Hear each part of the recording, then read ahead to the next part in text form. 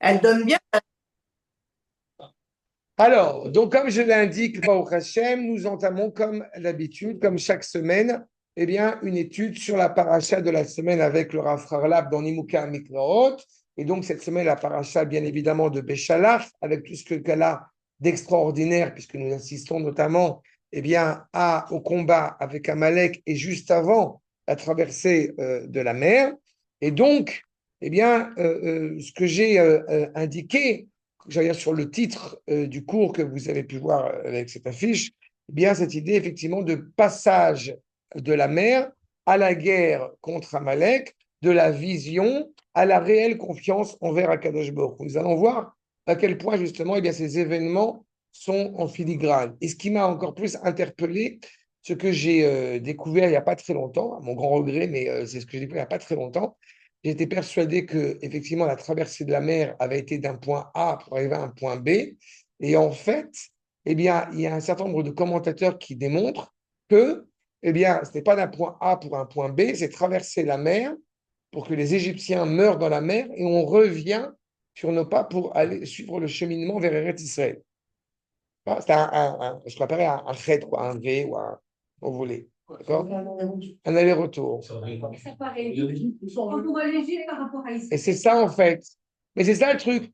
C'est que c'est évident parce qu'on est reparti exactement, on est reparti vers la Jordanie par la suite. Donc c'est logique que ça soit comme ça, que c'est la boucle.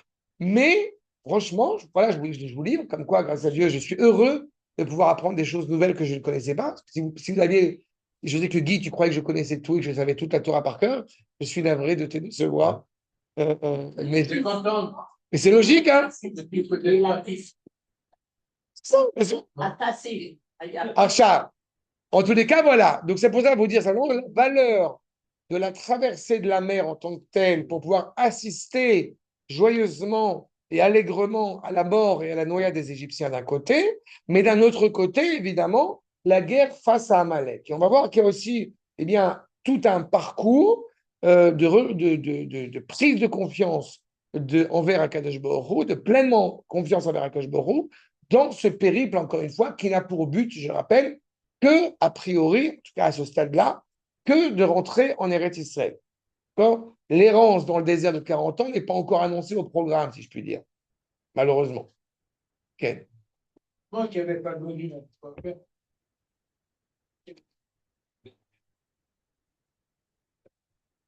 le sens obvi de Yam, de Yam Souf, c'est la mer des jonques. Et on a accepté l'idée que c'était la mer Rouge, mais en réalité, ce n'est pas une appellation cohérente. De la même manière que le Nil, qu'on dit que c'est le Yéhor, a priori, c'est le Yéhor, mais ce n'est pas forcément non plus évident. On a accepté ce postulat. Mais en l'occurrence, est-ce que Yam Souf, c'est la mer Méditerranée? Ce n'est pas certain. Non. Des recherches ont montré qu'il est possible que ce soit justement elle est ramifiée à la mer Méditerranée par rapport à la région, mais c'est une région qui aujourd'hui eh bien, pourrait tout à fait être asséchée alors qu'elle était une mer dans le passé aux côtés de la mer Méditerranée. Dans tous les cas, c'est la mer des joncs, c'est le sens traditionnel, c'est le sens littéral de Yam Souf et pas Yam Adom. Exactement. D'accord. Moi, j'ai entendu dire que Yamsouf, c'est Talat Suez, כל האזור הזה. Ce qui est évidemment tout à fait cohérent puisque Talat Suez, le canal de Suez, est quelque chose qui a été contemporain et relativement récent. Donc c'est évidemment logique que le canal de Suez. Non, je rigole, hein, je suis cynique, excuse-moi, Hannah. Ça n'existait pas le canal de Suez à l'époque. C'est une invention. Yamsouf, נכנס לקרחות. A priori, 1870, il me semble, hein, sans m'avancer, que 1870, c'est bien après la traversée de la mer. Je ne veux pas en étant nul en maths. C'est une invention moderne. On a créé des canaux, on a créé pas le détroit de Gibraltar, je crois que celui-là existait, mais vous avez des régions comme ça dans le monde qui ont été des inventions qui n'existaient pas. On parle d'un canal.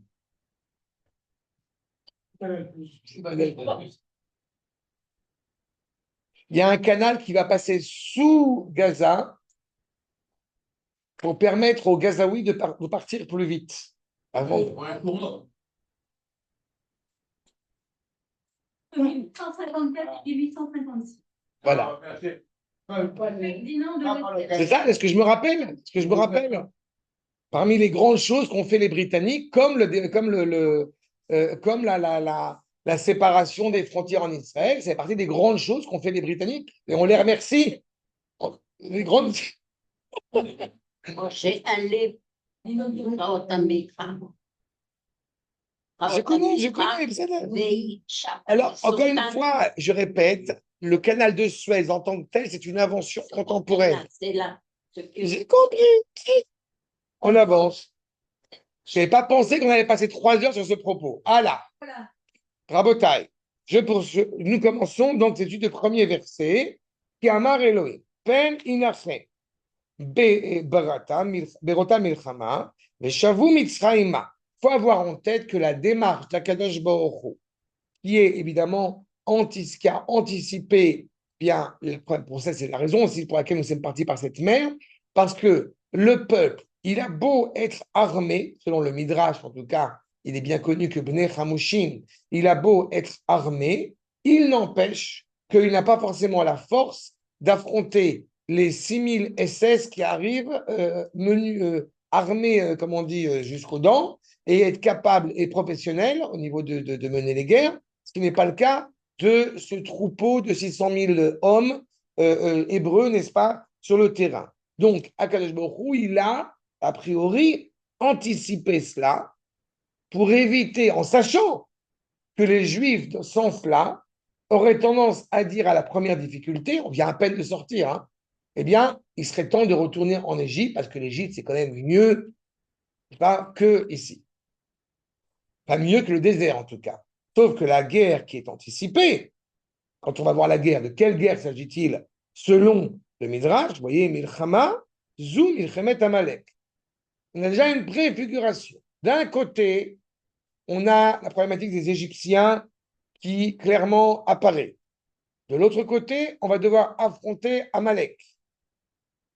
Nous dit le Rav Harlap, AFDL, enseignement qu'il est bon d'avoir en tête, la distinction AFDL, Ben Milchemet Amalek, les Milchemet Shiva Amamin. Nous avons 7 peuplades qui sont en deçà du Jourdain et nous en avons 3 de plus au-delà du Jourdain. On avait fait une fois une étude sur tous ces rapports entre la Jordanie, entre l'Est et l'Ouest. J'espère que vous êtes tous convaincus qu'il n'y a pas de Cisjordanie, Transjordanie, Tralouet, Jordanie, n'est-ce pas? C'est encore, pour citer Dov, une des grandes prouesses britanniques. D'accord? Mais donc, la guerre face à ces 7 peuplades, chez Milchemet Shiva Amamin, Ikar Mevukash, ou les Chalot Otam Minaretz. Ce qui est fondamental de la part de ces 7 peuplades, qu'elles se comportent bien ou pas bien d'ailleurs, a priori, on avait eu l'occasion de faire, je sais que Guy était présent à ce cours, c'est pour ça qu'il se rappelle, sur le rapport à la guerre, les bienfaits de la guerre et le rapport à ces 7 peuplades. Je sais que tu étais là, donc tu t'en rappelles. Exactement. Avec cette idée qu'effectivement, il y a un objectif premier d'abord, eh bien, c'est d'accompagner les 7 peuplades ou à l'aéroport ou à la mer. N'est-ce pas? Ou les deux. Ve'en soref shetiye dafka milchama. On n'a pas besoin de mener spécifiquement une guerre. S'ils sont d'accord pour partir, n'est-ce pas? Eh bien, be my guest, comme on dit en arabe. Comme j'ai coutume de le dire avec beaucoup de tendresse, il faut apporter avec amour des fruits d'Eretz Israël, eh bien, au nord, à la frontière nord d'Eretz Israël. Si on ne trouve pas de fruits, on apporte des belles grenades, hein, dans les deux sens du terme. Et dans ce cas-là, ils vont savoir apprécier la délicatesse, la douceur des fruits d'Eretz Israël. Bien. Et donc, a priori, on n'a pas besoin de mener une guerre contre eux. Share Efshar, les Amitam, à l'idée Atzara. Ils ne sont pas obligés de mourir par une guerre. On peut avoir un virus, un bon petit virus. Comme il est inscrit, Veshalarti et Atzara lefanecha. Il m'importe de bien vous signifier, une fois n'est pas coutume, que Shalarti et Atzara, on parle d'Akadosh Baruch Hu. qui a envoyé un virus, qui a envoyé une lèpre devant toi, où le peuple juif est épargné, et ces peuplades, non. Hein. Là, je ne m'adresse pas aux non-juifs ennemis en disant cela. Il importe toujours, grâce au Rav Harlap et à ses enseignements, de rappeler ce que dit la Torah. Parce que parfois, certains voudraient laisser entendre qu'on peut être proche de la Torah et à l'inverse, je vais utiliser un terme un peu politique, et à l'inverse, être d'extrême gauche. Bon, ben voilà, vous avez ici une des expressions qui montre que c'est absolument absurde, puisqu'on dit clairement cette idée d'envoyer, encore une fois, une maladie aux peuplades qui voudrait empêcher le peuple juif de se réaliser sur sa terre. Et encore une fois, ce n'est pas obligatoirement une guerre. Et donc, quand on va dépeindre un virus qui va s'abattre sur différentes peuplades, puisque nous sommes convaincus du monothéisme absolu, nous savons aussi des implications du projet divin sur ces peuplades. Nous ne sommes pas en train de vouloir que les peuplades meurent, comme on l'a dit. En revanche, n'oubliez pas concernant la guerre vis-à-vis d'Amalek, comme il est indiqué, Milchemet Amalek. Donc, la guerre face à Amalek est une guerre réelle. Pas. Et cette guerre réelle, comme il est indiqué dans le verset que vous avez, Milchama Lachem, Be-Amalek, Midor Dor. À chaque génération, la guerre est menée. Aïnou, chez Mouchach Liot, Derech Milchama. Elle ne peut se mener que par la guerre. Qu'est-ce que cela? Est-ce que ça veut dire automatiquement une guerre, comme on a l'habitude de l'indiquer, une guerre militaire? Là aussi, ce n'est pas obligatoire. Ça peut être une guerre médiatique, ça peut être une guerre diplomatique. Mais en aucune manière, on remet en cause la valeur de la guerre militaire, bien évidemment. Vezeu Amar, Berota Milchama. Nous sommes dans une situation, c'est ça qui, je permettrai de faire un parallèle, c'est ça qui est encore plus impressionnant, nos aïeux qui sortent par exemple d'Auschwitz et qui viennent mener la guerre d'indépendance en pyjama rayé. C'est assez proche. Hein. Et donc, voyant la guerre, ils viennent de passer quand même la pire des choses, la fournaise inimaginable, et ils sont engagés, bon gré mal gré eux, dans cette réalité de la guerre qu'ils doivent mener pour la survie d'Israël à ce moment-là. Et donc, quand le peuple sort d'Égypte, eh bien, a priori, l'idée même de mener une guerre peut leur paraître effrayant. Et donc, Akadosh Baruch Hu prend cette faiblesse en considération, prend cela avec miséricorde, et donc, par conséquent, Aïnou chez Milchemet Amalek, Sraliot Dav Kader Milchama, Velo Alidet Sarah, puisque c'est une guerre qui doit être menée et pas par une maladie pure et simple. La reine, Aya Chashat, donc il y avait une crainte que Pen Inachem Aham et Shavu Mitzraïma, qu'on ait envie de retourner en Égypte. Maintenant, vous allez me dire, dans ce cas-là, pourquoi est-ce que, je vais volontairement être un petit peu titillé, dans ce cas-là, pourquoi est-ce que nous assistons, et que certains, on en a parlé entre autres ici, à des statistiques qui sont menées en disant que depuis 2 ans, il y a des gens qui quittent Israël parce que c'est devenu insupportable, cette réalité. Ça n'a rien à voir avec ce qu'on est en train d'évoquer maintenant. La maladie, j'ai envie de dire, de la complainte, elle existe toujours, mais on n'est pas au même stade aujourd'hui que nous avons été à la sortie d'Égypte, à tous les niveaux. Donc c'est aussi ça. Est-ce qu'on veut retourner en Égypte tellement on est faible, ou on veut retourner en Égypte parce qu'on est un peu pourri gâté? C'est une question peut-être qui peut paraître rhétorique. Elle est peut-être un peu rhétorique, mais comprenez la problématique qui est posée. Là, il y a une pleine conscience. Le peuple vient à peine de naître en tant qu'entité. La majorité, comme vous le savez, sont restés en Égypte. Et comme rappellent nos maîtres, Amalek, c'est la même valeur gamatria que Safek, que le doute. Donc le doute subsiste. Le doute de la véracité du projet. Il ne faut pas oublier encore une fois que même si nous sommes engagés en sortant d'Égypte avec l'espoir de rentrer en Eretz Israël, pour le moment, on part dans le désert. Et en plus, on se retrouve avec les Égyptiens qui sont derrière nous, comme j'ai indiqué, et dans quelques temps, eh bien, Amalek est devant nous. Ça va être compliqué. Hein? D'accord? Bien. Poursuivons. Je pense encore une fois que je vais dire quelque chose qui est important à mes yeux. J'ai coutume de l'expliquer de la manière suivante. Quand on se remémore se remémore, je n'étais pas né, donc quand on se remémore, il y a 80 ans, et c'est ma grande thèse, elle vaut ce qu'elle vaut, mais c'est ma grande thèse. Quand on se remémore il y a 80 ans, la capacité militaire quasiment nulle qu'on avait, face à la capacité militaire exceptionnelle que nous avons aujourd'hui, et pourtant les difficultés ne sont pas les mêmes. Alors on peut apporter beaucoup de raisons à cela. Mais l'une qui me paraît essentielle et que Baruch Hashem, depuis 2 ans, pas que depuis 2 ans, mais il y a un travail en amont qui se fait, qui est peut-être qui effraie certaines personnes mal intentionnées, c'est le fait qu'il faut renforcer le moral, la émouna, la confiance envers Akadosh Baruch Hu des troupes. Quand je dis des troupes, je ne parle pas seulement des soldats qui sont sur le terrain, je parle de tout le peuple. Parce qu'on a une capacité militaire d'appuyer sur un bouton, il n'y a plus de Gaza.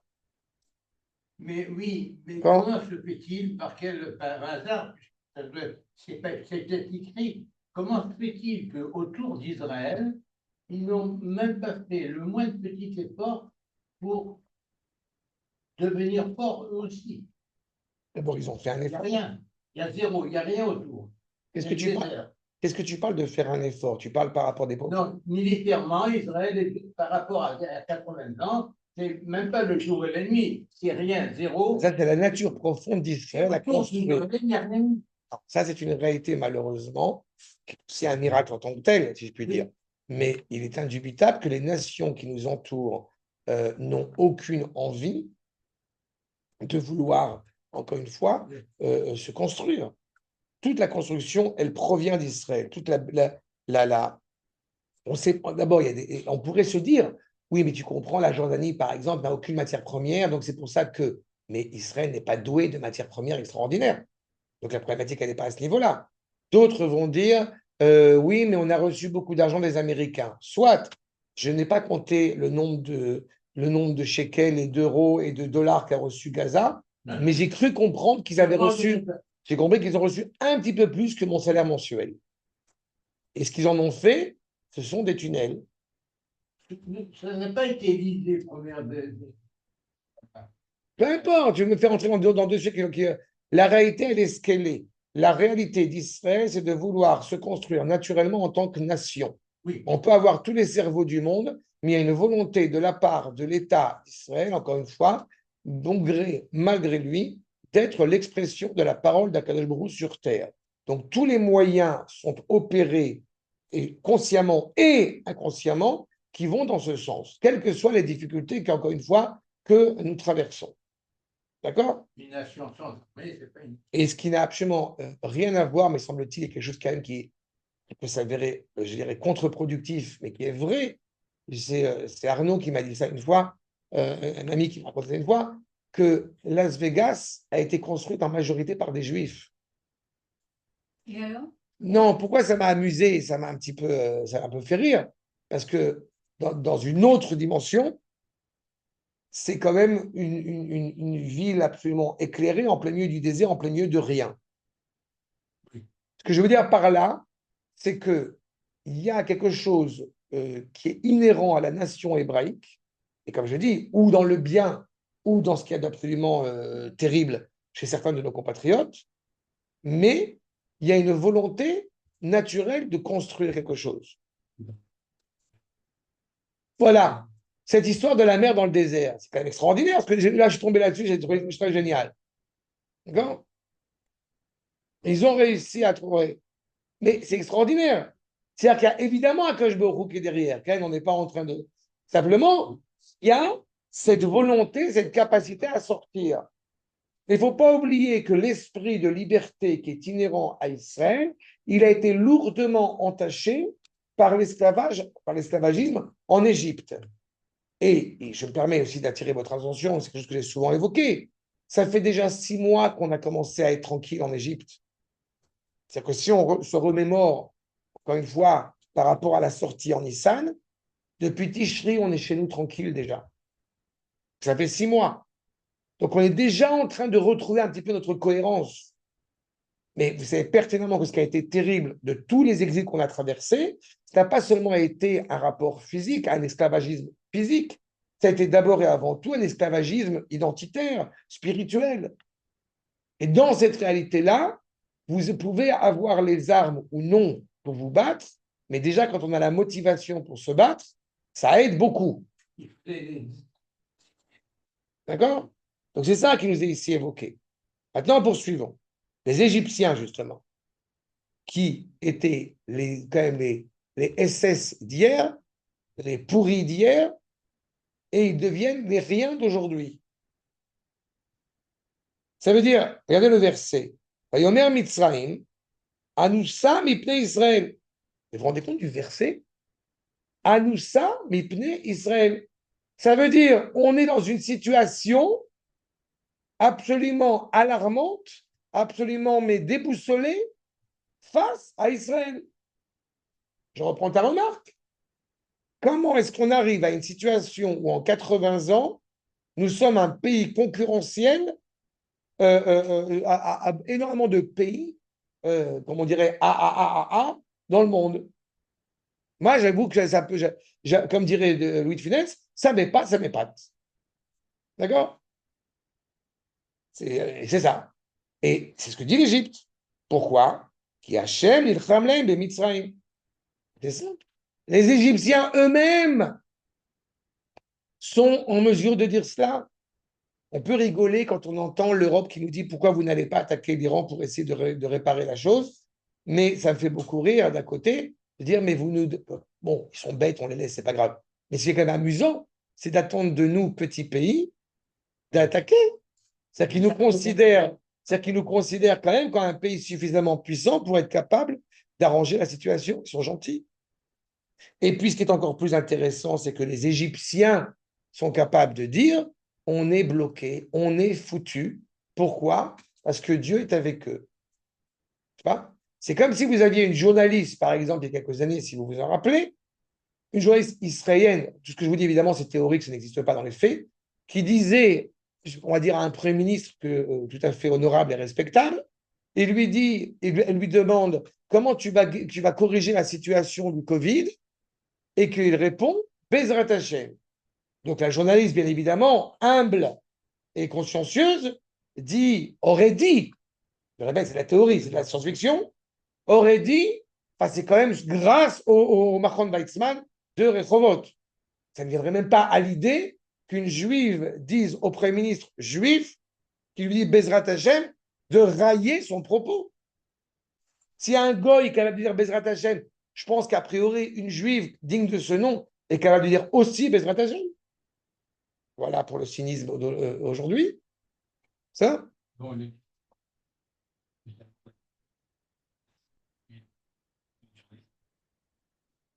Et comment dirais-je, offusqué que je ne sais pas que chez moi, on dit le schéma avant de mettre le football. Ah oui. Bon, c'est-à-dire dire le schéma pour un match de football, c'est un petit peu. Mais bon.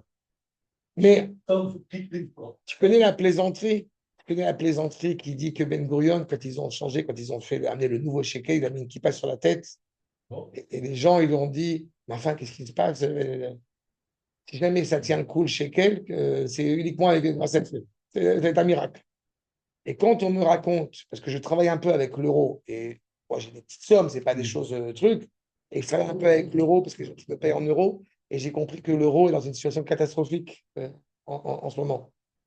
Alors on se dit que ça va, quoi. Le shekel, on est pas mal. Au niveau du shekel, on est pas mal quand même. Non, mais ça montre bien, encore une fois, la réalité dans laquelle, encore une fois, à laquelle nous sommes confrontés. Cette stabilité-là, elle n'est pas du tout évidente. Ouais. Elle n'est pas du tout cohérente par rapport à la réalité dans laquelle nous sommes. Et pourtant, encore une fois, je répète, les Égyptiens eux-mêmes se disent on est foutus, on est dans un état je sais pas, de désolation. À nous, c'est malgré nous, quoi. On n'a aucune possibilité d'agir. Bécha Azou, voilà. À ce moment-là, les Égyptiens ont su et ont compris, nous, et Godel Gdushatam chez Israël. Ils sont conscients de la sainteté d'Israël. Qui yes la nous et pénéem. Du coup, on n'a qu'une seule option, fuir. Vekol milchamot, et toutes les guerres et toutes les merveilles chez Hachem Osé le Mitzrayim, que fait en Égypte, toutes les merveilles que fait Akadosh Baruch Hu, eh bien, en Égypte, ou Rak Lahem, n'a qu'un seul but, c'est pour Israël. Kedel et Galot et Dushatam, pour révéler aux yeux du monde la sainteté absolue et éternelle d'Israël aux yeux d'Ifne Kol Haolam Kulo. Évidemment, on raconte ici un épisode du passé, ça n'a rien à voir avec aujourd'hui. Hein.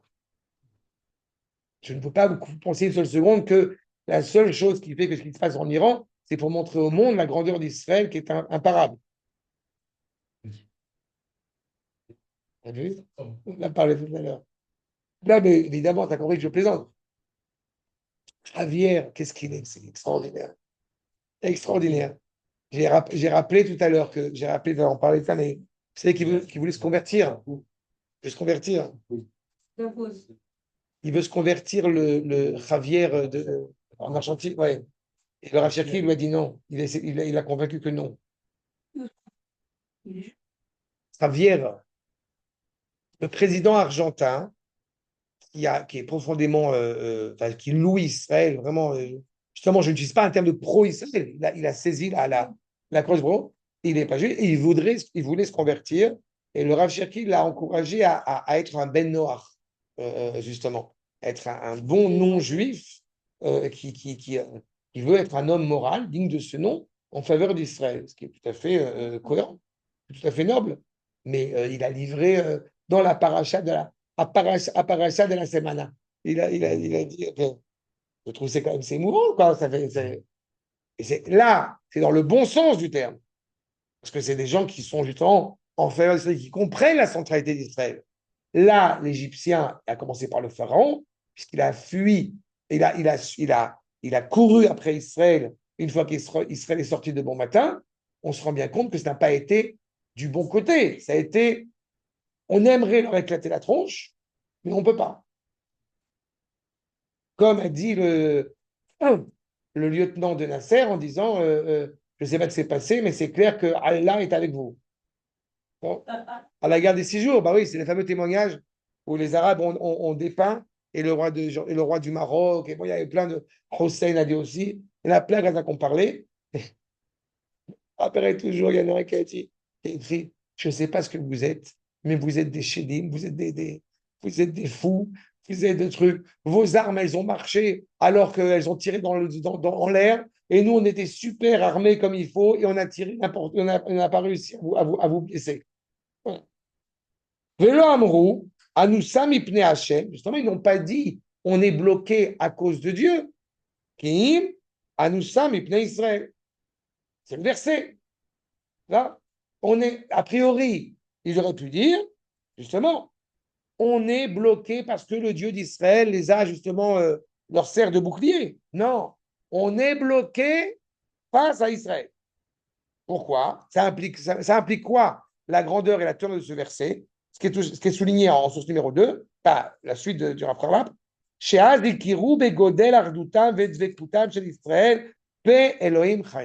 En fait, ils ont reconnu clairement la grandeur, l'unité, l'attachement d'Israël à Akadosh Baruch, le Dieu vivant. Vous voyez Israël, vous voyez Hachem. Vous voyez Hachem, vous voyez Israël. Comme j'aime utiliser cette expression que beaucoup se moquent de moi quand je l'utilise maintenant, c'est Bluetooth. On est en Bluetooth avec Akadosh Baruch. Befrina, Eine, Kucha Berichu, Oraita, Israël, Had Hu. La Torah, Akadosh Baruch Hu et Israël ne sont qu'une seule et même chose. Traduction du Zohar, Bluetooth. Venissa, Zou Mipne Israël, donc ils veulent fuir du fait de facto d'Israël, Ianissa Mipne Hashem El Israël. Et en fait, fuir Israël, c'est fuir le Dieu d'Israël. Fuir le Dieu d'Israël, c'est fuir Israël. D'accord?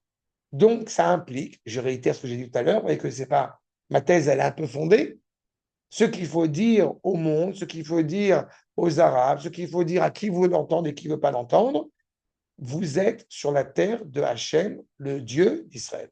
Elohé Israël. Combien de fois j'ai raconté cette anecdote quand j'étais agent d'accueil dans le train et qu'on s'est retrouvé avec celui qui faisait la sécurité qui était chrétien, celui qui était le directeur de la station à ce moment-là qui était arabe, et il y a une discussion donc, théologique. Moi, je suis doué pour faire ce genre de trucs. En plein milieu du train, de quoi on parle? Musulmans, chrétiens, discussion en haut lieu. Et ils commencent à partir sur leurs bêtises, et ils me demandent, le musulman, mais Jacob, Jacob pour vous, c'est votre envoyé. Je fais non, c'est mon père. Donc, c'est pour eux ce qu'ils n'arrivent pas à saisir, ce qui est un lien, encore une fois, de filialité chez nous. Tu ne parles pas de mon maître, tu ne parles pas de mon envoyé spirituel. Ce n'est pas l'ange Gabriel, c'est mon père. Non, mon père. Et je fais volontairement. Mon père. En hébreu, tu appelles ça Av. C'est même pas Sabbat. Exactement. Oui, parce qu'il y a un lien. Tu as raison. Justement, on l'appelle Avinu, mais non, c'est vrai, tu as raison. Je cherchais bon. C'est notre père, pas à tous. Notre père. Oui. Mais tu dis aussi Yaakov Avinu, tu as raison, mais l'expression d'Akadosh Baruch Hu passe par ce qu'on appelle le trône divin, qui est exprimé par ces trois piliers qu'on appelle Abraham, Isaac et Yaakov. Là où je te dis justement qu'on n'utilise pas le terme d'ancêtre, ceci justement, c'est que tu n'as pas dit Abraham, notre arrière-grand-père, Yitzhak, notre grand-père, et Yaakov, notre père. Justement, les trois sont pères.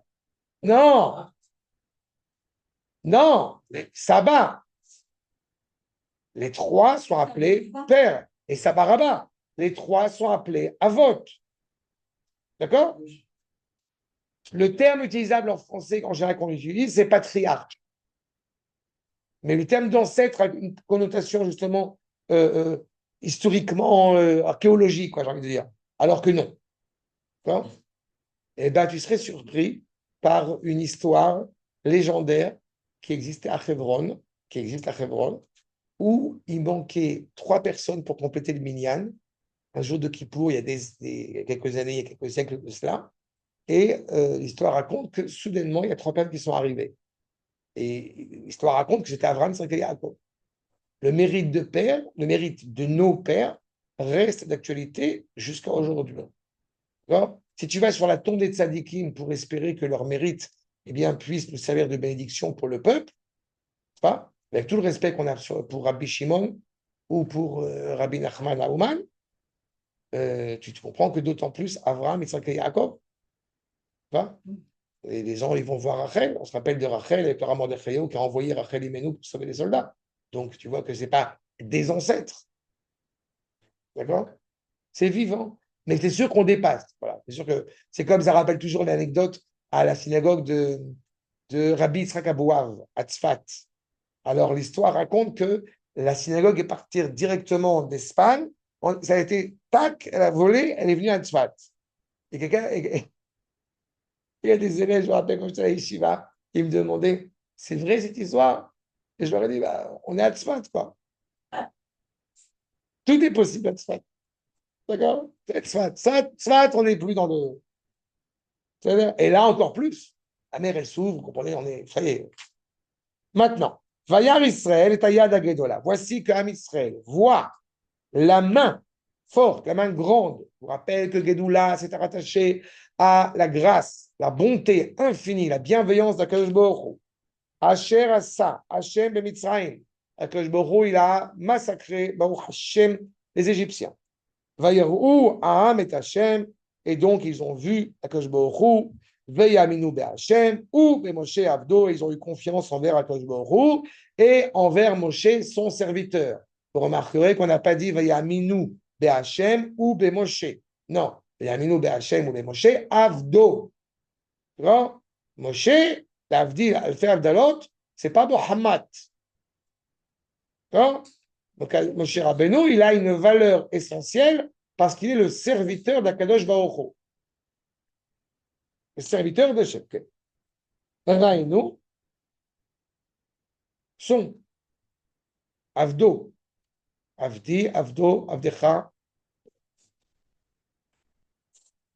Reyazu, einena chushit bilvad. Ce n'est pas qu'un ressenti. Croire que bon, on a vu, on était en extase, en exaltation devant un Baruch. Non. Nous dit le Rav, Igam Reya Sechlit. C'est une prise de conscience. Encore une fois, quoi? Ça veut dire que Dieu est vraiment avec nous? Bah oui. Encore une fois, quand je vous dis ça, c'est pas du tout en mode prétentieux. Écoutez, petites gens, vous ne le savez pas, je le sais. Je vous promets, je passe mon temps à le dire, et je préfère dire c'est une mitzvah de le dire, je ne comprends absolument pas, même à titre personnel, je ne parle même pas du niveau de la nation, je ne comprends absolument pas depuis 2 ans ce qui se passe. Bah, il faut du recul. D'accord? À l'échelle de la nation, c'est évident. Non, mais ce n'est pas que du recul. Je parle de grandes choses qui se passent. Et je dis, même à titre personnel, ça veut dire vraiment, le travail, comment ça se goupille, comment ça se met en place, et puis soudain on arrive ça, et puis soudain que je me ça. Je ne sais pas. Enfin, je ne sais pas, je sais. Mais ce n'est pas quelque chose qui, encore une fois, qui est audible, qui est compréhensible. La fameuse phrase, que j'ai encore dit ça aujourd'hui à quelqu'un, la fameuse phrase qui dit que Akash Borou, il ferme une porte, il en ouvre une autre, c'est une légende. Eh bien, je vais vous dire, c'est vrai. Ce n'est pas une blague. Et je n'arrive pas à saisir cela, encore une fois, et là, on aurait pu se dire, on a une exaltation sentimentale, et voilà, on voit là, il y a vraiment la providence divine parce que la mer, elle s'est ouverte.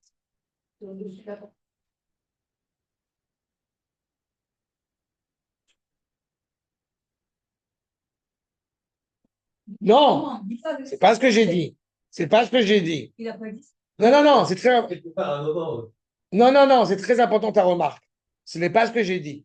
Je dis que de mon, je dis, mais non, c'est la peur, c'est la peur, c'est la peur de se tromper qui s'estompe. C'est ça la nuance.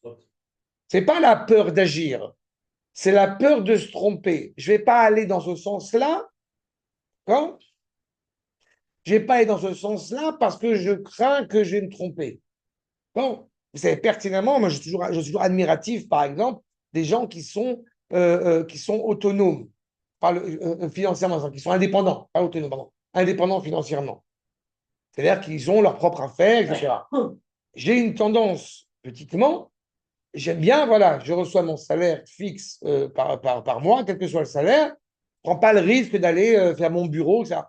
Et je suis en train de développer quelque chose, voilà, en balbutiant, et je ne savais pas que je me roule, et ben, allait m'aider. Je ne sais pas comment vous le dire. Si je n'ai pas confiance envers Akadosh Baruch Hu, je ne fais rien. Si j'ai confiance envers Akadosh Baruch Hu, ça n'enlève absolument pas mon devoir de me jeter dans la mer. C'est clair? Non, non, la remarque, elle est très... Merci Guy. C'est très important d'apporter cet éclaircissement. Mais c'est ça qu'on est en train de dire. Ils n'ont pas seulement eu l'extase ou l'exaltation, ça, non. Il y a une vraie visée. Il y a une vraie compréhension. Je vous répète, le titre du cours, c'est de la vision à la pleine confiance envers Akadosh Baruch Hu. À la mer des jonques, on assiste à la vision. Hein? Comme il est indiqué, Libi Ra'a Arbe Chochma Vedat.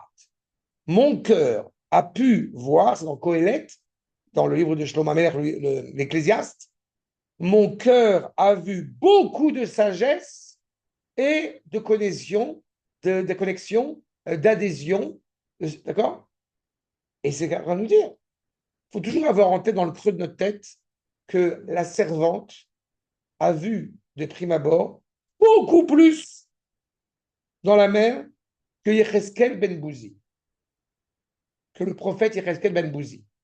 Cependant, elle a été clairement moins enclin à être capable de saisir ce qu'elle a vu par rapport à l'intelligence du prophète Yecheskel.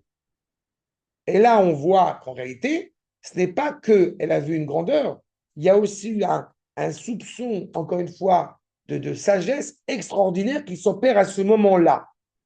Veleumat maché etzel amitzraim, pardon, Neymar, rak veyedou mitzraim ki ani Hashem. les Égyptiens ont pris connaissance de qui est réellement Akadosh Baruch Hu. Mais il y a une sorte de connaissance qui n'implique pas automatiquement une adhésion. Vous pouvez avoir acquis un certain nombre, j'en dire, d'informations, d'éléments, sans y adhérer pleinement. Ça, quand Shlomo Ameler parle de libi, de mon cœur, j'espère que vous entendez bien une pleine adhésion à ce projet. Comment ça se fait que... Attends, je t'écoute, pardon. La compréhension d'un élément ne rend pas automatiquement une adhésion sans borne. Ce que je veux dire, c'est que on peut avoir la connaissance, encore une fois, du projet, en ce qui nous concerne, un projet sioniste. On peut avoir connaissance, je disais tout à l'heure, justement, en parlant des ancêtres. Mais en fait, quand on est tellement en train de vivre cette alliance avec nos patriarches et avec nos matriarches, ce ne sont pas des ancêtres. On leur parle, on est présent avec eux, on est en train voilà, il n'y a pas eu de brisure de la chaîne. Nous sommes en train de vivre ce qui a été annoncé effectivement il y a 2, 3, 4, 5 000 ans. C'est ça là. Ce n'est pas qu'une connaissance, c'est une adhésion pleine qui est ratifiée, qui est renforcée par l'étude, qui est renforcée par la connaissance. Alors que les Égyptiens, j'insiste, vont atteindre cette connaissance parce qu'ils ont vu une réalité qui les bouleverse, sans que celle-ci soit ratifiée par une étude approfondie. Donc, elle ne peut que s'estomper. C'est clair ce que je vous dis? Ken, David. Non, je disais, quand on cité. Donc, pourquoi? Bon, le projet d'Akadosh Baruch Hu, pourquoi ils ne sont pas convertis? Oui, ils sont convertis. Leurs dieux. Pourquoi ils n'ont pas dit notre Dieu? On nous prend notre Dieu. Alors là, non, mais là, tu mélanges deux choses. Ils n'ont pas, ils ont vu des choses extraordinaires qu'ils n'ont jamais vu de leur vie. Non, j'ai entendu et tu mélanges deux choses. Je m'attendais à une autre question, mais là, tu mélanges autre chose. L'appartenance au peuple juif n'a rien à voir avec la conversion. Pas tout mélanger, Rabotaï. Ceux qui se sont liés au peuple juif en sortant d'Égypte sont malheureusement Erevra, sont ceux qui vont avoir comme implication la faute du veau d'or. Parce qu'ils ont accepté la grandeur de Moshe, ils ont accepté la grandeur éventuellement du don de la Torah, des paroles, de la première parole d'Akadosh Baruch Hu, en n'étant pas intimement rattachés à la filialité hébraïque. La notion de conversion en hébreu, c'est une petite parenthèse, mais je me permets de l'ouvrir puisque la question est posée, n'a rien à voir avec le passage d'une culture à une autre culture. Il nous importe, je rappelle, que chaque personne soit rattachée à la culture qui lui est propre. C'est-à-dire qu'on soit français, qu'on soit allemand, qu'on soit grec, qu'on soit ce que vous voulez. Quand nous parlons de la famille hébraïque qui est devenue une nation, nous avons tous un lien indéfectible l'un à l'autre, encore expliqué dans un cours que j'ai donné cette semaine justement, que ce soit une expression que j'affectionne particulièrement. Le monde est généré avec deux thèses, la thèse endogamique et la formulation exogamique. Congo se marie avec une Suédoise ou un Suédois se marie avec sa sœur. Et la tradition hébraïque, elle est ni là, ni là. D'un côté, je me marie avec ma sœur, mais qui n'est pas de malentendu. Ma femme n'est pas ma sœur. Ou ma sœur n'est pas ma femme. Mais ma femme est ma sœur. D'accord? Mais cette compréhension-là, c'est l'entendement que notre lien l'un à l'autre est un lien d'abord fraternel, qui s'inscrit justement dans notre périple, dans notre histoire, au fait que nous soyons tous les enfants d'Abraham, Yitzhak et Yaakov. Et la preuve, c'est qu'une personne qui s'est convertie au judaïsme, c'est-à-dire, je rappelle en hébreu, l'Eidgayer, elle a opéré une naturalisation de son identité, que j'ai coutume de définir de la sorte. C'est une Neshama qui est tombée par erreur dans un corps de Goy, et donc par conséquent, un Ger Tzedek, quelqu'un qui est réellement converti, c'est quelqu'un qui est simplement en train de régulariser, de rétablir une situation qui n'était pas cohérente avant. D'accord? Maintenant, comme ce n'était pas le sujet, donc je vous en supplie, ne me demandez pas pour le moment plus, mais comment Akash Baruch Hu a pu se tromper, qu'est-ce que ça veut dire? Mettez ça de côté, mais pour comprendre bien la problématique. Par contre, j'attendais autre chose. Et qu'il y a une question qui aurait été tout à fait légitime, c'est s'ils ont compris, s'ils ont saisi la grandeur du projet divin, et à travers eux, toutes les nations qui vont suivre, pourquoi ils s'entêtent? Pourquoi les Gazaouis s'entêtent à nous vouloir du mal alors qu'ils sont conscients du projet divin? Bravo. Parce que jusqu'à présent, ils sont têtes. Encore maintenant. Pourquoi ils sont Réponse, têtes? C'est pas réponse, normal. réponse. C'est pas normal. Pas normal. Mais j'ai compris. Réponse, tout simplement parce qu'ils ont atteint justement, comme vous le voyez ici, ce premier degré d'adhésion, de reconnaissance, sans que cela soit approfondi par l'étude. Et tant que ce n'est pas approfondi par l'étude, ça, encore une fois, ça ne peut pas s'inscrire dans le temps et dans la durée. C'est aussi simple que ça. Regardez ce qu'il nous dit. Chez lo yagiu, qui est le madrigat adat, Neymar, Etzel Israël, Idiatzvu, tenez-vous droit, Veraou et Yeshuat Hashem, tenez-vous droit, c'est consciencieux. D'un côté, ce qui arrive à Israël, eh bien, les nations, comme on le connaît avec le fameux Mizmor, Shir HaMa'alot, Yomru HaGoyim Igdil Hashem Lasotim Eleh, que les Goyim sont capables de voir ce qui nous arrive. J'ai encore lu des. C'est pour ça que Guy m'a dit tout à l'heure, les Bnei Noach erronent mon jugement. Rassurez-vous, je ne suis pas devenu soudainement friand de. Mais j'avoue qu'à chaque fois, je vous le dis, je suis impressionné par ces paroles de ces non-juifs profondément bienveillants à l'égard d'Israël. Là où effectivement Guy a pleinement raison, il ne faudrait pas que je me trompe, que je crois qu'aujourd'hui, nous sommes tous dans une situation où tout le monde entier tient des propos, ce qui n'est pas mon cas, rassurez-vous. Mais j'avoue que c'est quand même impressionnant qu'il y a quand même, et malgré nous, même les pires antisémites sont quand même pleinement conscients de ce qui se passe en Israël. Et parfois, nous avons tendance à l'oublier. Donc, Akash Baruch Hu nous dit, tenez-vous bien droit et observez ce que Akash Baruch Hu est en train de mener, cette délivrance. Parce que justement, ils vont arriver à la vision. Chez Yagiu Liedei Madrigat Ariya. I Achochma. Chez les Ma'ala ni Madrigat Adat, qui est au-delà de la connaissance. Il y a une expression du Rav Yehuda que j'aime beaucoup. C'est pas simple d'être un juif simple. D'accord? Mais c'est exactement cela. On n'aspire pas à ce qu'on soit très frileux et très effrayé. Shabbat, qu'est-ce qu'on va faire? Attention, il ne faut pas allumer la lumière, il faut mettre la platane. Ce n'est pas ça notre inspiration.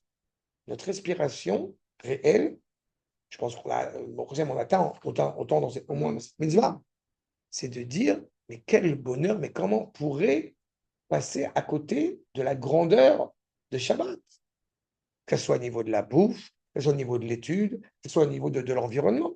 Impossible. Il y a tout Bijvat qui arrive. J'avais fait un cours, j'avais rappelé les propos du Admor à Chalout, son émerveillement, son émotion sur les arbres qui poussent en Israël. On ne peut pas se désillusionner de telles réalités. C'est au-delà, encore une fois, de la connaissance, entre guillemets, intellectuelle. Ce n'est pas une vision sensible, c'est une vision qui est rattachée à l'élan vital qui nous anime. On vit. Quand nous sommes dans la théorie, alors on a toujours besoin de se rattacher à quelque chose qui est loin de nous. Et quand on est bête, alors on se rattache à quelque chose qui est proche de nous, mais je veux dire ce qui est presque inférieur, qui est petit. Alors que quand nous avons atteint justement ce qu'est en train de nous dire le Rav ici, eh bien cette pleine vision qui est enracinée dans la connaissance, enracinée dans l'adhésion, alors, je répète mon terme, on est en Bluetooth. Je n'ai pas d'autre terme. On est en pleine vision, on vit, on est réel.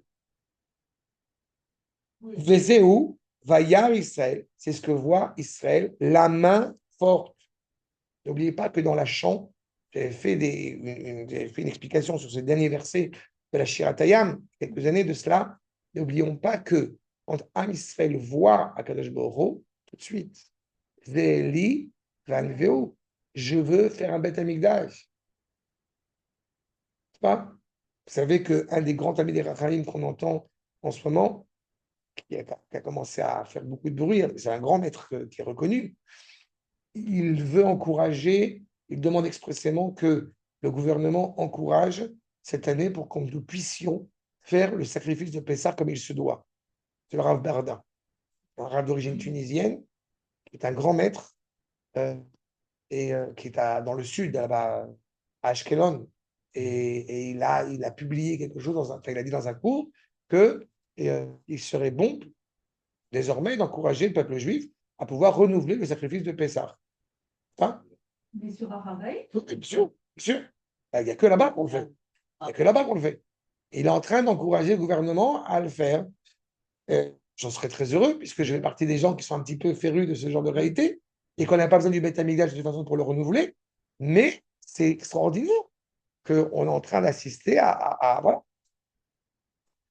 D'accord? Aussi, il est. Arabe, il est.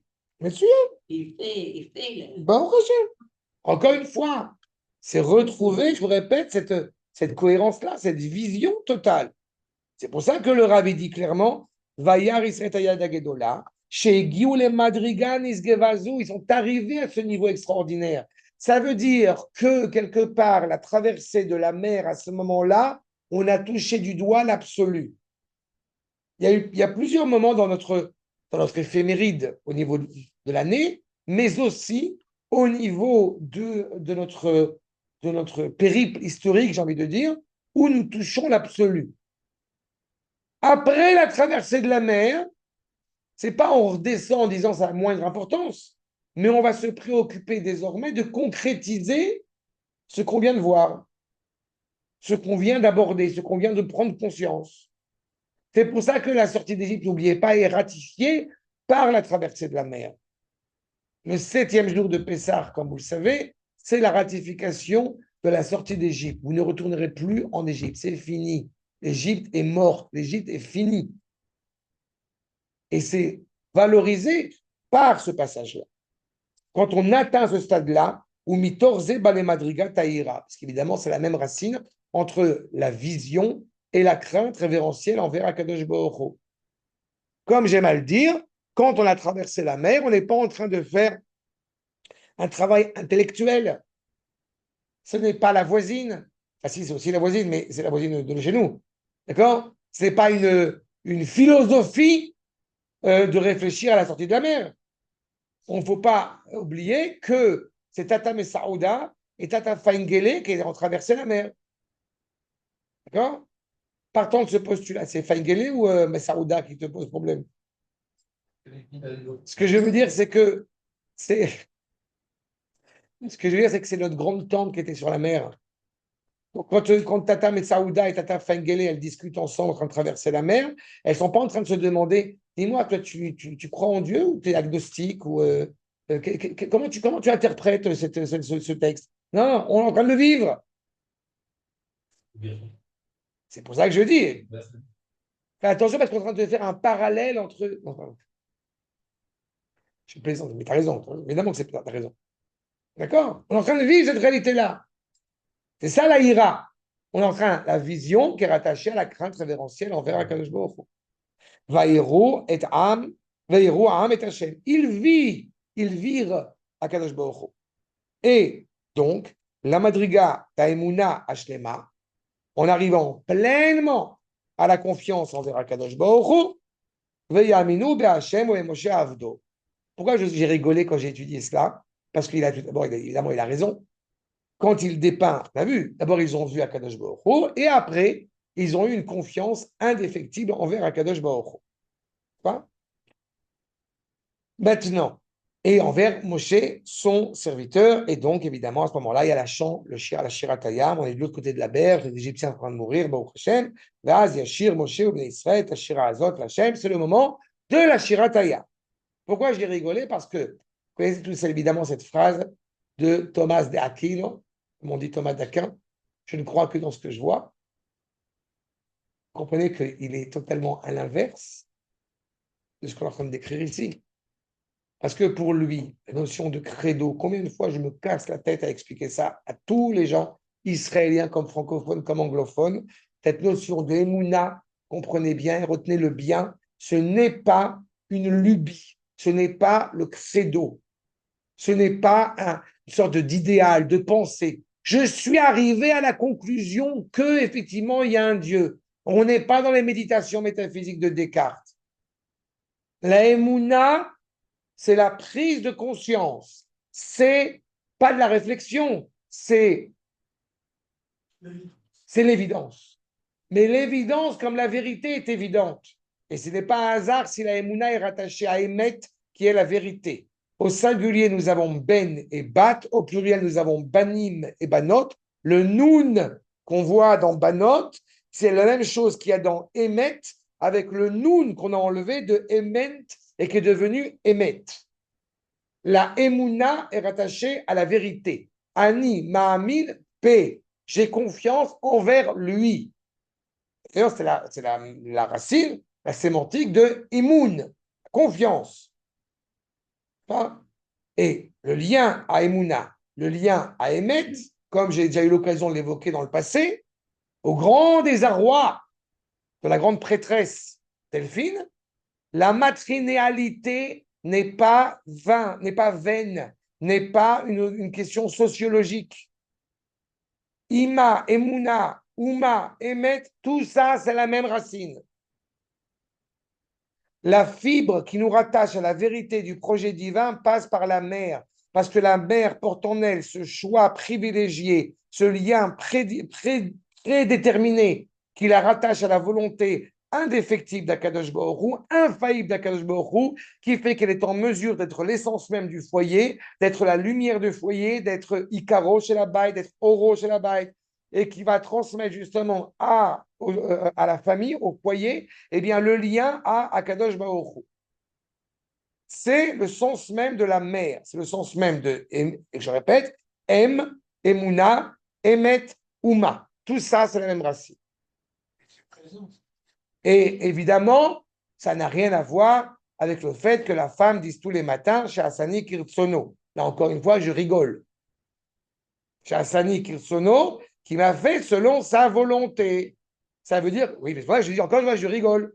C'est limpide, c'est dans les mots. Il n'y a aucune distinction entre la volonté d'Akadosh Baruch Hu et telle qu'il a façonné nos femmes. D'accord? D'accord? C'est pour ça que je dis que c'est tellement, malheureusement, encore une fois, de la crétinerie occidentale de vouloir nous faire rentrer dans des considérations de féminisme ou de machisme à l'égard de l'homme et de la femme. C'est tellement ne rien comprendre. La femme n'a pas fauté, je vous rappelle, comme je l'ai rappelé, j'ai fait des cours là-dessus. Elle n'a pas fauté à la faute du veau d'or, elle n'a pas fauté à la faute des explorateurs, etc., etc. C'est grâce à Sarah qu'on sait pertinemment qu'il faut faire le transfert des Arabes. C'est grâce à Rivka que Yaakov a reçu la bracha, etc., etc. Je ne voulais pas indiquer aller relire ou le lire ou le relire le judaïsme au féminin de Lévinas dans Difficile Liberté. Article extraordinaire. Extraordinaire. À une culture occidentale de mettre les points sur les i, comment le judaïsme considère la femme dans le judaïsme. C'est essentiel. Et pourquoi j'ai dit Tata Saouda et Tata Fengele? Parce que n'oublie pas un détail. Bien avant Tata Saouda, tu as Myriam qui a fait des tambourins à Auschwitz. Pourquoi des tambourins à Auschwitz? Pourquoi elle a fabriqué des tambourins dont elle va se servir au moment de la traversée de la mer, en train de chanter avec les femmes? Parce qu'elle les a fait dans une considération, nous étions au pire moment de l'esclavage en Égypte, en disant, il faut préparer, la Géoula arrive. C'est Myriam. Vous vous rendez compte de la grandeur de cette femme quand on est au pire moment de la fournaise égyptienne qui dit il faut que papa et maman ils soient ensemble pour que Moshe naisse. Elle a 6 ans. D'accord? J'ai fait un cours là-dessus aussi. C'est pour ça que je vous rappelle ça, mais c'est ce que j'ai donné. Pour vous montrer encore une fois à quel point ça serait ridicule de ne pas comprendre ce dont on parle. L'autre, il a dit je ne crois dans ce que je vois, c'est subjectif. Donc c'est exactement l'inverse. C'est parce que tu as vu au sens le plus authentique du terme que tu es en mesure d'avoir une confiance infaillible, indéfectible envers le Créateur. C'est l'apothéose. C'est l'émouna. D'accord? Quel est le titre Judaïsme au féminin, dans difficile liberté. L'intérieur. On voit où. J'ai pas entendu, pardon. Non, j'ai dit. C'est vrai? Ouais, non. Et Oh, oui, en plus, c'est ça, t'as raison.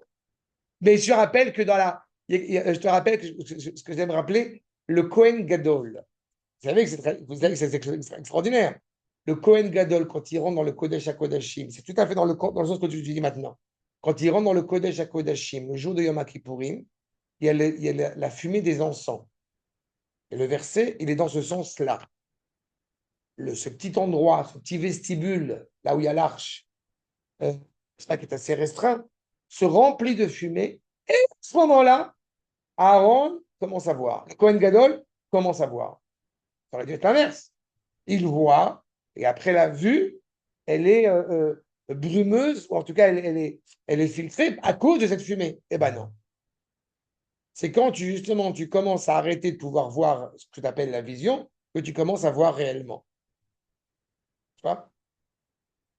Là où évidemment cela peut nous amener à quelque chose d'abject, c'est qu'évidemment on n'utilise aucune source artificielle pour voir. On n'est pas en train de se droguer pour voir. Non. Au contraire. Exactement. Maintenant, ce mot de confiance envers Moshe, envers Akash Borou et Moshe, vous avez la suite. Quatrième point. Afalpi. Chez B'ainehem, Raou, Rak Moshe, Poelakol. On se rappelle d'Égypte, évidemment, pour eux, ils ont vu clairement Moshe qui agit. C'est lui qui est le maître à bord. Ils n'ont pas vu Akadosh Borou. C'est lui qui a le bâton dans la main, Mateyado. Ve'ayam Nifka, il a brandi son bâton et la main s'est ouverte. Mateyado, Ve'ayam Choser Leitano. De nouveau, il a brandi son bâton, la mer se referme. Pas ça aussi. Il brandit son bâton, la mer se referme. Ce qui montre, je sais que vous aviez un doute sur le sujet, ce qui montre que le prince d'Égypte, le dessin animé, qui dit que Moshe, il est anxieux, il est attristé d'avoir blessé le pharaon, ça va pas dans le sens du verset. Donc, une fois de plus, Cécile B2000 et le dessin animé se sont plantés. Voilà. Je suis navré hein, de casser vos mythes. Ou bechol zot, lo yechesu elav, Elohut, en dépit du fait qu'ils ont vu que Moshe il a agi et qu'il a brandi le bâton avant, après, pendant, ils n'ont jamais dit en aucune manière à ce moment-là que Moshe était Dieu. Donc on n'a pas marché sur l'eau pour se faire rappeler. Voilà, c'est ça. Kim Eminu Be'Hashem. Vous savez que c'est un truc assez génial. Vous parlez, les Israéliens leur expliquer qu'il y a une culture, donc chrétienne en l'occurrence, qui est persuadée que Jésus, c'est le Fils de Dieu, c'est Dieu lui-même. Et ils me disent à chaque fois, et j'ai expliqué, je leur ai montré, non, c'est pas possible. C'est pas possible que des chrétiens croient ça. Si. Le Père, le Fils, le Saint-Esprit, ainsi soit-il, machin. À quel ans l'autre, elle est devenue enceinte à cause par Dieu, le Fils de Dieu. Comment une idée aussi tordue où on leur impose par le bûcher, où on leur impose par le bûcher. Mais vous vous rendez compte de la bêtise du propos? Non, mais non. D'accord? C'est le film. Jamais entendu. La vie, t'as C'est ça. Ah ouais. Oui, c'est ça, exactement. Ah ouais. C'est ça, voilà. Mais non, je ne sais pas, madame. Je ne sais pas, madame. Enfin, Marie-Thérèse. Voilà, ouais. Les groseilles et les. Mais en tous les cas, c'est ça. Malgré le fait que Moshe ait agi comme il a agi, vous voyez que le Ham Israël, il porte en lui un lien indéfectible à l'égard d'Akadosh Baruch Hu, et Moshe ne demeure que, entre guillemets, Moshe Rak Avdo. D'accord? Attention, je ne suis pas en train de dire qu'à ce moment-là, le peuple est méprisant à l'égard de Moshe, que Dieu nous en préserve. Mais il sait faire le distinguo. En plus, on a l'annonce, comme il est dit dans le verset suivant, que toute maladie, tout mot, kol amachala, asher samti bemitzraim, lo asim alecha ki ani Hashem rofecha. Bon, je ne vais pas faire de digression sur Pessah, mais on a toujours cet esprit-là, bien évidemment. toutes les maladies que j'ai mises en Égypte, je ne les mettrai pas sur toi. Pourquoi? Pas parce que tu as aucun risque, parce que je suis ton docteur. C'est beaucoup le meilleur docteur qui soit au monde. Pourquoi je dis que je ne vais pas faire de digression sur Pessah et que ça s'y prête? C'est tout le rapport que vous savez entre nos frères ashkénazes qui sont, comment dirais-je, délicats, avec le petit doigt dans la serviette, et que nous avons coutume à la maison de mettre dans la bassine de l'eau et du vin, n'est-ce pas, au milieu de l'énumération des plaies. L'eau étant, je vous rappelle, toujours rattachée à la grâce, au chesed, à la bonté d'Akadosh Baruch Hu, et le vin étant rattaché à la justice. Plus Akadosh Baruch Hu, il a émis de la justice rigoureuse à l'égard des nations, plus nous sommes conscients de sa bienveillance à notre égard. C'est ça la guérison, le je suis ton docteur. Nous dit le Rav Harlap, im musag arachamim shelanu, justement la miséricorde à notre égard, ou davka l'achre sheyesh gvar alma ve'almi lerachem. La miséricorde n'a lieu d'être que quand il y a foi être miséricordieux et envers qui être miséricordieux. Aïnou, she'at sa'ar ve'isurim, toutes les difficultés, toutes les souffrances qu'on a pu traverser, automatiquement, ils élèvent ce sentiment de miséricorde. Arei, arachamim, aelionim. Nous parlons de la miséricorde supérieure. Qu'est-ce qu'il appelle miséricorde supérieure? C'est un terme que je dois m'arrêter 2 secondes. Quand vous voyez quelqu'un qui souffre, qu'est-ce qui vous pose problème? Votre confort personnel ou le fait que lui souffre? Bon, ben c'est ça la nuance. La majorité des gens, malheureusement, semble-t-il, en tout cas dans le monde, font preuve de ce que j'appelle, de ce qui est appelé un terme qui m'est vraiment détestable, c'est l'altruisme. Je ne j'aime pas ce mot. C'est l'option altère d'aider autrui. Isme, okay. J'ai l'option, je vais faire preuve d'altruisme. Eh bien non, le juif ne pense pas comme ça. Un juif qui se respecte dignement en tant que juif, qui comprend la valeur de son identité, ne pense pas comme ça. Je ne peux pas être serein si je sais que mon frère souffre. Je ne peux pas être serein si je sais qu'il y a les otages, si je sais qu'on est en guerre, si je sais que les soldats sont là où ils sont. Ça m'anime de l'intérieur. Pas par rapport à mon confort personnel, mais par rapport à lui. La difficulté, vous savez pertinemment que la souffrance du dernier otage, comme on dit, qui est rentré à la maison, je ne suis pas ravi, je ne suis pas réjoui des conditions dans lesquelles ce soldat est rentré. On ne peut pas s'en réjouir, mais on se réjouit d'une chose. On se réjouit que la famille, si je puis dire, elle peut faire son deuil sereinement. C'est ça, en réalité, malheureusement, la réjouissance à laquelle on est confronté. Mais pas pour nous, pour eux. C'est un rapport d'affection à l'égard, encore une fois, d'autrui réellement. Ce n'est pas une option. D'accord? Cette miséricorde suprême, supérieure, n'est pas dépendante d'aucune raison qui va la réveiller, qui va la susciter. Chez Moririm Otam, et Adraba, au contraire. Arachamim Aelionim, Em Shemonaim et Atsar Vaisurim Milarvo.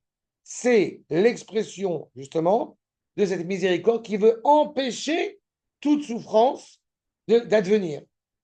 Vezeu, Kol Amachala, Asher Samti Bemitzraim, Lo Asim Alecha. Toute maladie que j'ai mise en Égypte, je ne la mettrai pas sur toi. Kiani Hachem refera, puisque justement, je suis le docteur. Chez Afalpi, chez Kol Refoua, Baalachea Machala, toute guérison, a priori, elle vient après la maladie.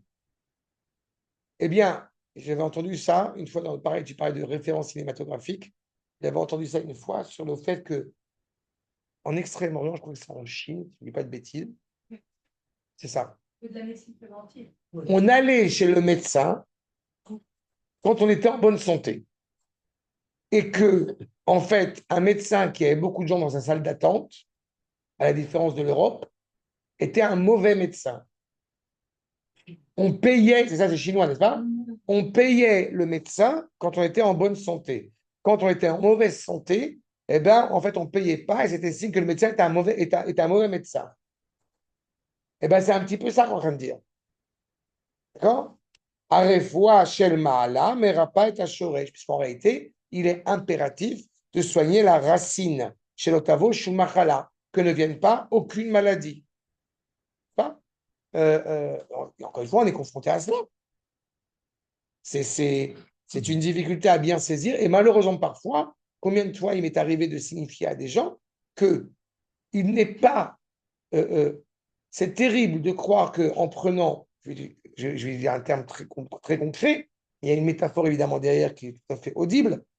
C'est terrible quand on a un mal de tête chronique de prendre une acamol ou de prendre une aspirine en espérant que bah, ça va supprimer le mal de tête. Ça va calmer le mal de tête. Oui, mais ça, tu comprends que si tu as que Dieu préserve, si tu as un mal de tête chronique, c'est quelque chose à vérifier. D'accord? Je suis convaincu, je vais commencer à m'y mettre, mais je suis convaincu que mes problèmes de dents, grâce à Dieu, j'ai réparé en grande majorité. Euh, Ça doit m'interroger aussi sur peut-être toutes les bêtises que je peux manger chaque jour, qui fait que, etc., etc. On va soigner quelque chose et en réalité, on soigne parfois la surface extérieure sans soigner le fond, en fait, la réalité. Et donc, ce qui nous est annoncé ici, c'est que je ne vais pas seulement soigner l'extérieur, je ne vais pas seulement faire en sorte que tu ne sois pas soumis à la maladie, mais je vais empêcher même la problématique de t'arriver.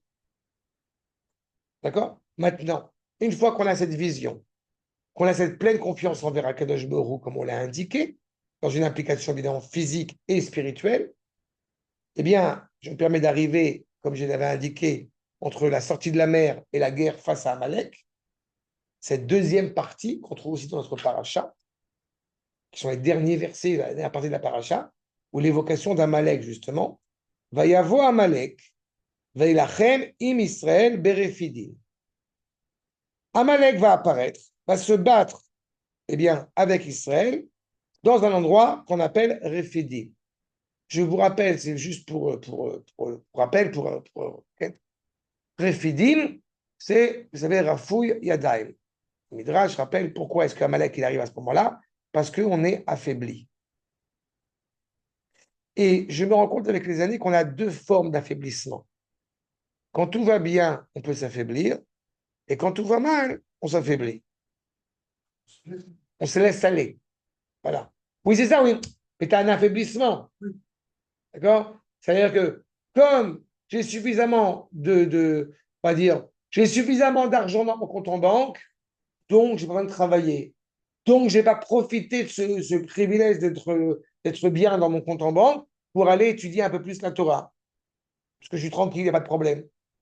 Ou à l'inverse, je suis tellement dans la bérésina la plus totale que je n'ai pas le temps de me réserver à l'essentiel. Et ça m'affaiblit profondément. Il y a une sorte d'ambivalence comme ça. D'accord? Et Amalek, évidemment, il attaque à ce moment-là. Nous dit Rashi, Samar parachazou le mikra ze. La paracha est adoubée, elle est juxtaposée justement avec la sortie de la mer. L'Omar Tamid, Ani Benechem, en disant que justement je suis constamment parmi vous, ou Mezuma, l'école d'Arkechem, et invité sur votre chemin à quelque endroit que ce soit. Ve'atem omrim, Aya Hashem bekirbenu, im ein. Et Am Israël s'interroge, est en train de dire, est-ce que Akadosh Baruch Hu, Ish Hashem, pardon, j'ai dit Aya Hashem, Ish Hashem. Est-ce que Akadosh Baruch Hu est en nous et au milieu de nous quand tout va bien, mais aussi quand tout va mal? Chayechem, chez Akelev Ba, Venoshech Etchem, Veatem Tsoakim Li. Comprenez bien que le moment où le chien arrive et qu'il est en train de vous mordre, et que vous vous tournez vers moi, vous priez, vous criez, Vetedou et Hanani, sachez bien où je suis. Machal et Adam, justement, allégorie d'un homme, chez Irkiv Beno, Al Ktafo, il a mis son fils sur ses épaules. Veyatsa la derer est parti sur le chemin. Aya Oto Aben, Roé Hefetz, le fils qui est sur les épaules de son père, il voit l'objet. Veomer, Abba, Tol Hefetz Ze. Il demande à son père, je t'en prie, prends-moi cet objet que je désire, semble-t-il. Vetenli, et donne-le-moi. Veu notenlo, et il lui donne. Vechen Shnia, Vechen Shlishit, et aussi une deuxième chose, puis une troisième chose. Pagou Adam Echad, Amarlo, donc ils ont blessé quelqu'un, ils ont blessé un homme, et il lui dit, son fils, Raïta et Abba, le père, si je puis dire, Pardon, Papou, c'est pas Pogesh. où il l'a blessé, où il l'a rencontré. Mais ça ne change pas le sens. Tu as raison. Dans les deux sens. À ce moment-là, le fils demande, est-ce que vous avez vu mon père? À Marlo, Aviv, lui répond son père, je répète, que ce soit une rencontre ou une blessure, peu importe. Le fils est sur les épaules du père. Il lui a demandé au père, donne-moi cet objet que je vois là maintenant, puis un deuxième, puis un troisième, etc. Puis il rencontre ou il est blessé par quelque chose, par quelqu'un, etc. Et il demande à la personne qui est en face, est-ce que tu as vu mon père? Mais je ne sais pas où je suis. Je suis juste sous toi. Tu es sur mes épaules.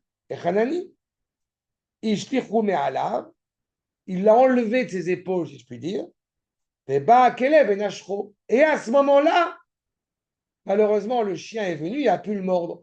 En fait, ce que le fils n'a pas compris, c'est qu'il est sur les épaules de son père, qu'il y a un chien qui veut blesser l'homme. C'est pour ça que j'ai dit blesser et rencontrer. Le chien, il veut blesser l'homme et il a mordu l'homme, je puis dire. Et le fils n'est pas inquiété, il n'a pas vu qu'il y avait un chien, puisqu'il ne voit qu'en hauteur. Seulement, au moment où le chien il arrive à toucher le fils, il demande, il est où le père? Et tu n'as pas compris que je suis juste en dessous, je suis juste derrière? Cette image-là, vient nous rappeler bien évidemment ce qui va se passer au moment du don de la Torah sur le Sinaï, quand Akash Baruch rappelle qu'il a pris Am Israël sur tel un aigle sur son dos, sur ses ailes.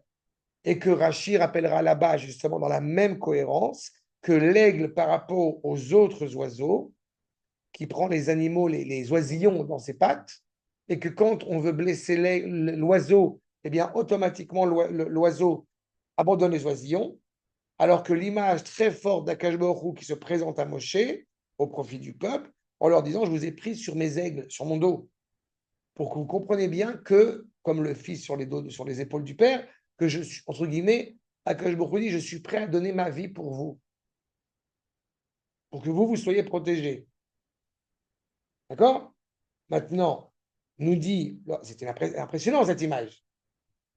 Maintenant, nous dit le Rav Harlap, Nokev Alev, Amashal Animratz Shel Chazal, évidemment, combien nous touche au cœur cette allégorie de nos maîtres, qui tachen chez Ponim la Kadosh Baruch, parce qu'il est possible qu'on se tourne vers Akadosh Baruch Hu, et on lui demande, Kol et qu'on lui demande tout ce dont nous avons besoin, ou Margishim qui karov Hashem les Kol Kerav, lechol asher ikreu behemet, il est possible qu'on reçoive, qu'on perçoive la proximité d'Akadosh Baruch Hu au moment où on a gagné au loto.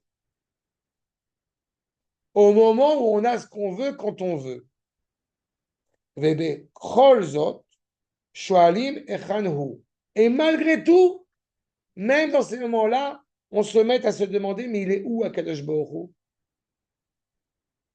Il est où votre Dieu il est où votre Dieu en Iran? Il est où votre Dieu à Gaza? Il était où Dieu à Simchat Torah? Dans l'inverse. Et que des gens, malheureusement, animés d'une kippa sur la tête, semble-t-il, sont incapables de répondre. Comme je l'ai dit pendant il y a encore quelques mois et que je l'ai je l'ai dit abondamment, combien cela me peine de voir le nombre de journalistes qui ont évoqué Byron, qui ont évoqué les inondations, qui ont évoqué beaucoup de choses et qui n'ont pas jugé bon de dire merci à Akadosh Baruch Hu d'avoir envoyé autant de pluie. C'est dommage. Ayesh Hashem bekirbenu im ein. Justement, quand on reçoit tout ce qu'on veut, même là-bas, on est serein, comme on a dit. Donc, on est, encore une fois, dénué de reconnaissance envers le Créateur. Ou berega echad, shechachim kol tovotav. Et en un seul coup, on a tout oublié. Tous les bienfaits du Créateur. Vekeilu einam margishim meuma mi metziut Hashem etuvo. En une seconde, on a tout oublié. Il faut toujours avoir en tête que Nissan, n'est-ce pas, quand on sort d'Égypte à Pessah, on est à peine sorti, comprends, c'est vrai, il y a des difficultés, 3 jours sans eau, c'est compliqué. 3 jours, c'est vrai. Et encore, semble-t-il, on n'avait pas de réserve. Donc on est déjà inquiet. Mais tu viens de sortir d'Égypte. Tu as traversé la mer, tu as vu les Égyptiens mourir devant tes yeux. Tu n'as pas compris encore? Et malheureusement, non. Quand je dis t'as pas compris, c'est compris moi, c'est pas du tout en mode. Maintenant, une fois que nous avons saisi cela, comment allons-nous pouvoir assumer ce combat face à Amalek? Nous nous rappelons que Moshe Rabbeinu, pour renforcer pour le coup le moral des troupes, il va lever les bras vers le haut. Et le Ham Israël, quand il va, semble-t-il, regarder, n'est-ce pas, les bras de Moshe, c'est-à-dire tourner vers le haut, vers Akadosh Baruch Hu, il va se renforcer dans le combat. Et quand il va baisser un peu les bras, parce que c'est quand même pas évident d'avoir les bras constamment en haut, c'est le sens de vie, alors, le peuple va être affaibli. Maintenant, regardez le verset, et tout ça, évidemment, vis-à-vis du combat envers Amalek. Machar, Anochi, Nitzav al Rosh Agiva, ou Mate a Elohim Beyadi. Demain, je me retrouve sur une colline avec le bras, avec le bâton divin, je peux dire, entre mes mains, à la tête de la plaine. Et donc, il cite un enseignement du Rav Kook. À ce moment-là, le Rav Harlap. Je voudrais juste attirer votre attention, parce que ça me paraît essentiel, si vous ne l'avez pas entendu, sur le fait que pour renforcer le moral des troupes et pour que les bras de Moshe, je continue cette histoire du Midrash, ne tombent pas, ne descendent pas, vous avez 2 personnes qui vont renforcer les bras de Moshe, qui vont tenir les bras de Moshe. L'une d'entre elles, c'est Ho, le fils de Caleb, et l'autre, c'est Aaron à Cohen. Alors, quand on lit ça, et qu'encore une fois, on ne réfléchit peut-être pas profondément à ce que ça implique, bon, on ne se dit pas, mais pourquoi c'est important de préciser que c'est eux? Et vous savez pertinemment pourquoi c'est important que c'est eux. Ro, il vient de la tribu de Yehuda. C'est-à-dire qu'il faut renforcer la fierté politique, la fierté nationale. Et de l'autre côté, il faut renforcer la fierté du Kodesh. Nous devons attendre de tous les Juifs à notre génération, c'est de renforcer ces 2 piliers. Je l'ai déjà dit et je le répète. On peut avoir des remarques à l'égard du Premier ministre actuel, mais cela me paraît absolument mais irresponsable et scandaleux d'avoir autant de mépris en public, à la Knesset, dans la rue, de manifester à l'égard de celui qui est à notre tête. C'est absolument déplorable. Et je dis ça, encore une fois, encore plus parce qu'il y a des propos qui sont tenus, qui sont tout à fait honnêtes et cohérents et nobles, mais même si ça avait été quelqu'un d'autre. Pour le moment, il y a des moments où il faut savoir aussi renforcer justement la grandeur de notre entité par la volonté, encore une fois, d'un Premier ministre qui a été choisi par le peuple, et c'est là aussi la grandeur, et d'autre part par l'évocation du Kodesh, et pas autre chose.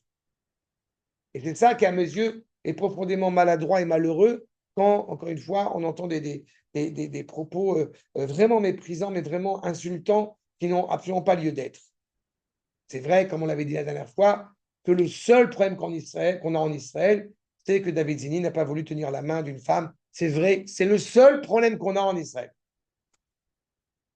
Et encore plus quand on est encore une fois à la tête du Shabbat, Baruch Hashem, c'est quelque chose qui a une responsabilité, peu importe ce que je pense en plus de la famille Zini de manière générale, mais les responsabilités.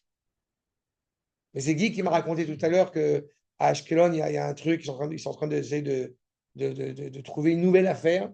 Parce qu'ils ont tout essayé pour essayer de dire du mal de David Zini, ils n'ont pas trouvé. On va tout faire. Allez, encore une fois, c'est déplorable au plus haut point. Achat. Et justement, vous voyez à quel point je ne dis pas des sornettes. C'est pour ça que, encore une fois, je répète, vous voyez bien la contemporanéité, une fois n'est pas coutume de ce qu'on est en train de lire. Surtout pour combattre Amalek. Nous dit le Rav Harlap, Shamati, Mipi Kocho, Shel Rabenu Arav Zetzukal. Vous comprenez que quand le Rav Harlap dit, j'ai entendu de la bouche de notre maître, le Rav de Zecher, Tzadik, Kadosh, Vevracha, de quel Rav il s'agit? Voilà. C'est le Rav Kook. Okay? Ah oui, c'est son maître. Mais bon, vous serez d'accord avec moi à ce stade-là de notre étude que de dire que le Rav Kook, Zecher, Tzadik, Kadosh, Livracha, c'est un euphémisme. Levaer Bézé, qui colle Megamato chez l'Amalek. Toute la finalité d'Amalek, Aïtalit Komem à la mitzvah ve'achova. La volonté, toute la finalité d'Amalek, comme on l'a dit, c'est semer le doute, c'est se brûler au 15e degré pour faire reculer l'exaltation du peuple juif à l'égard du bien, à l'égard de sa volonté de vouloir être dans la mitzvah, dans la Torah. Velekarer et achamimut ve'esh Torah. Cette première parole de Torah, j'ai envie de dire, qui anime le peuple juif. N'oubliez pas que depuis Bereshit jusqu'à Béchalach, eh bien, le peuple juif a retrouvé oralement tout ce qui va être un petit peu plus tard écrit par Moshe Rabbeinu dans la Torah. Donc, il y a une exaltation, il y a un feu, comme on dit, qui brûle en nous d'amour à l'égard d'Akash Baruch Hu, ce qui est profondément détestable pour Amalek. On ne peut pas accepter cela. Il faut trouver un moyen pour casser, pour semer la zizanie, pour nuire au Shalom Bait entre ce couple Akash Baruch Hu et Am Israël. La vie, Akol Yedei Reshut, afin qu'on puisse pleinement bien permettre à l'ange accusateur, si je puis dire, de mépriser, de détruire Israël. Bateva, Machar.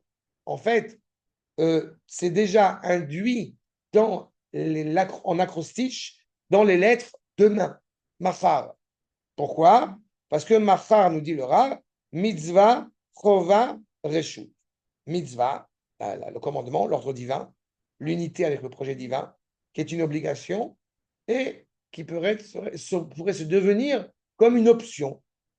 Vezeu shamar Moshe. C'est ce que dit Moshe. Machar anochi. Demain, je me tiens à la tête de la plaine. J'attire votre attention malgré tout. Machar anochi. C'est qui anochi? Il y a une ambivalence, une polysémie. Ou c'est moi, Moshe, qui suis à la tête de la plaine, ou c'est Machar anochi, Akash Baruch Hu, qui est appelé Anochi, qui est à la tête de cette plaine. Al Rosh Agiva, et Matea Elohim, Beyadi. Hachem est sur la colline et l'ordre divin évoqué par Elohim, la réalité d'Akash Baruch Hu dans la réalité naturelle, elle est entre mes mains. Encore une fois, Hachem ou Elohim. Quelle est la meilleure, j'ai envie de dire, la meilleure phrase qu'il faut dire aux soldats? Hachem ou Elohim? Pas Hachem ou Hachem, Elohim c'est Elohim. Pas on va à la yeshiva et toi tu vas à l'armée. Ça c'est ridicule. C'est Hachem ou Elohim. Kedei letaken et amachar veleatot akol el Elohim. Pour justement réparer cette erreur d'Amalek de vouloir refroidir la baignoire, de vouloir refroidir notre exaltation et de nous orienter justement vers ce lien indéfectible entre Hachem et Elohim. J'ai bien dit entre Hachem et Elohim, pas entre Elohim et Hachem. Parce que dans ce sens-là, eh bien, on entend l'inverse. On entend, c'est grâce à l'armée qu'on a gagné. C'est grâce à l'armée qu'on a réussi. Non, c'est grâce à Hachem qui nous a donné cette arme, qui nous a, comme j'ai dit à chaque fois, qui nous a donné des ingénieurs, qui nous a donné des soldats héroïques, qui vont avoir la force de tirer au bon moment, au bon endroit. Hachem ou Elohim. Le sens de l'histoire s'inscrit dans la réalité terrestre. D'accord?